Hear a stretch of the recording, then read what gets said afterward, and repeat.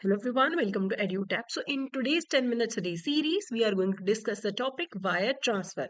तो wire transfer एक electronic method है जिससे आप फंड्स ट्रांसफर कर सकते हैं इंडिविजुअल्स, एंटिटीज, बैंक्स अलग अलग लोकेशंस में जो हो उनके बीच में पैसे ट्रांसफर हो सकते हैं। तो सिक्योरली और क्विकली बिना फिजिकल एक्सचेंज के, ना आपको चेक की जरूरत है ना आपको कैश की जरूरत है, पैसे ट्रांसफर हो सकते हैं। तो इसमें क्रॉस बॉर्डर वायर ट्रांसफर भी होता है कि इस कंट्री से दूसरे कंट्री, या फिर डोमेस्टिक वायर ट्रांसफर भी होता है, with in the country transfer होता है। तो अगर हम क्रॉस बॉर्डर वायर ट्रांसफर की बात करें तो मनी लॉन्ड्रिंग का काफी खतरा रहता है, तो उसके लिए काफी रूल्स एंड रेगुलेशंस हैं। तो क्रॉस बॉर्डर वायर ट्रांसफर में ट्रांजेक्शन्स होते हैं, इवन जो क्रेडिट कार्ड और डेबिट कार्ड की ट्रांजेक्शन्स हैं इंटरनेशनल, जब भी वो ट्रांसफर होगा तो ओरिजिनेटर का इंफॉर्मेशन कि कहाँ से वो ट्रांजेक्शन ओरिजिनेट हुई है वो नोट करना बहुत ज़्यादा ज़रूरी है। नाम है, एड्रेस क्या था ट्रांजेक्शन में, account number, unique reference number अगर कोई है, अगर पर्सन का अकाउंट नंबर नहीं है जो ट्रांजेक्शन करवा रहा है तो यूनिक रेफरेंस नंबर होगा, ये सब कुछ नोट करना है। हाँ, अगर बैंक्स और फाइनेंशियल इंस्टीट्यूशन का आपस में बीच में कोई पैसा ट्रांसफर होता है, वहां पे ये ओरिजिनेटर इंफॉर्मेशन ऐड करने की जरूरत नहीं है, नोट करने की जरूरत नहीं होती है। डोमेस्टिक वायर ट्रांसफर्स की अगर हम बात करें तो देखो, क्रॉस बॉर्डर वायर ट्रांसफर में देखो कोई अमाउंट नहीं है, कोई भी ट्रांजैक्शन है तो डाटा मेंटेन होता है। डोमेस्टिक वायर ट्रांसफर में अगर 50,000 या उससे ज्यादा का ट्रांजैक्शन है तब फिर ओरिजिनेटर इंफॉर्मेशन, जिसने वो ट्रांजैक्शन इनिशिएट करी है, उसका नाम, एड्रेस, अकाउंट नंबर नोट होगा। अगर ऐसा लगता है बैंक वालों को या जो भी फाइनेंशियल इंस्टीट्यूशन ये ट्रांसफर करवा रहा है कि ये इंसान जानबूझ के 50,000 से नीचे नीचे की ट्रांजैक्शन कर रहा है ताकि इसकी इन्फॉर्मेशन नोट करनी पड़े, तो ऐसे पैटर्न बैंक को आइडेंटिफाई करना बहुत ज्यादा जरूरी है, उसका इन्फॉर्मेशन लिया जाएगा। अगर ऐसा पर्सन कॉपरेट नहीं करता तो उसकी आइडेंटिटी इस्टेब्लिश करो और सस्पिशियस ट्रांजैक्शन रिपोर्ट में ये नोट करके एफआईयू इंडिया के डायरेक्टर को भेजो। जो बैंक वाले सस्पिशियस ट्रांजैक्शन रिपोर्ट्स बनाते हैं ना, उसमें ये चीज ऐड करके रखो।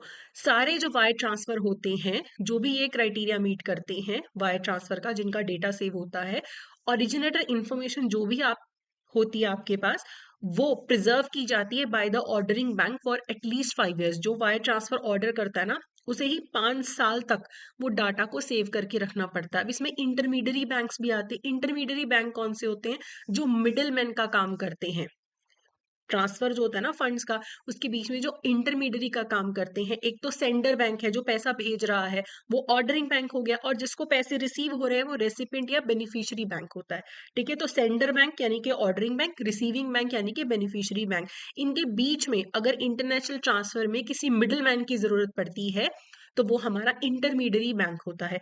इंटरमीडियरी बैंक का क्या रोल है कि उसको सारी ओरिजिनेटर इंफॉर्मेशन रिटेन करनी है, बीच का जो बैंक है उसको भी इंफॉर्मेशन रिटेन करनी है।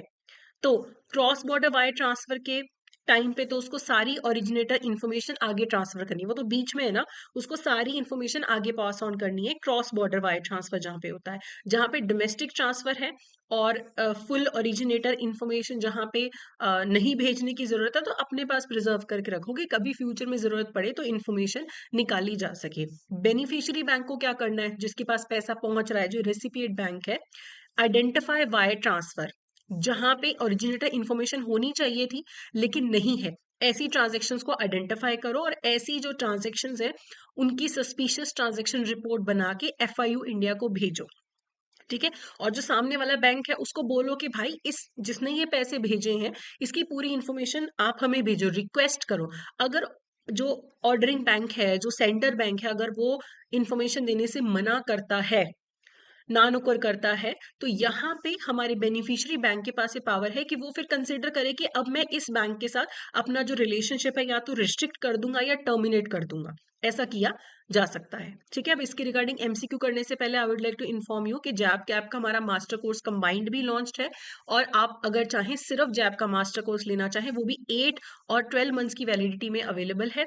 प्लस हमारा जैप का जो लाइव क्रैश कोर्स है बैच 3, वो भी लॉन्च हो चुका है, तो आप उसे भी कंसिडर कर सकते हैं फॉर लाइव क्लासेस। बाकी जो सारी इन्फॉर्मेशन है आपको हमारी वेबसाइट पे मिलेगी। अब क्वेश्चन देख लेते हैं regarding wire transfer regulation. Consider the following statements. Domestic wire transfer below 50,000 do not require any originator information to be recorded. क्या रिकॉर्ड ही नहीं करनी है? क्या ऐसा कहीं पे लिखा है कि रिकॉर्ड ही नहीं, रिकॉर्ड करनी है, पास ऑन करना नहीं करने को लेके प्रोविजंस है। रिकॉर्ड तो सबकी करोगे आप हमेशा, पास ऑन में अलग रूल्स एंड रेगुलेशन है। Ordering bank must maintain originator details for wire transfer that meet reporting criteria for at least 5 years। 5 years तक डाटा मेंटेन करना है, correct.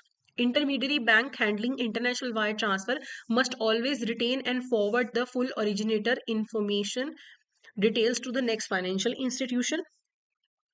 Beneficiary banks must reject all incoming transaction that lack full originator information। देखो beneficiary banks को सारी ऐसी transaction reject नहीं करनी है।